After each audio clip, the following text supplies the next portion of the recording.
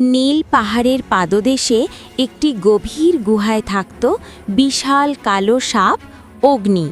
পাহাড়ের লোকেরা তাকে খুব ভয় পেত, কারণ রাত হলে গুহা থেকে অদ্ভুত শব্দ ভেসে আসত। সবাই ভাবত অগ্নি ভয়ঙ্কর ও নিষ্ঠুর। একদিন পাহাড়ি গ্রামে হঠাৎ পানির সংকট দেখা দেয়। ঝর্ণাগুলো শুকিয়ে যায়। গ্রামবাসীরা বুঝতে পারে পাহাড়ের ভেতরের পথ কোথাও আটকে গেছে, কিন্তু অন্ধকার গুহায় ঢোকার সাহস কারও নেই। অগ্নি সব দেখে চুপচাপ ছিল। সে জানত গুহার ভেতরে বড় পাথর ধসে ঝর্ণার পথ বন্ধ হয়েছে।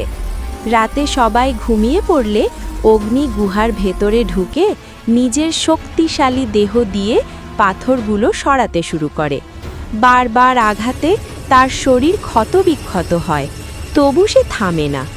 ভোর হলে পাহাড় বেয়ে আবার জল গড়িয়ে পড়ে। গ্রাম জুড়ে খুশির ঢেউ ওঠে। লোকেরা বুঝতে পারে অগ্নি তাদের রক্ষা করেছে। সেদিন থেকে অগ্নিকে আর কেউ ভয় পায় না। সে হয়ে ওঠে পাহাড়ের রক্ষক। শিক্ষা: প্রকৃত বীরত্ব নীরবে কাজ করে, স্বীকৃতি চায় না।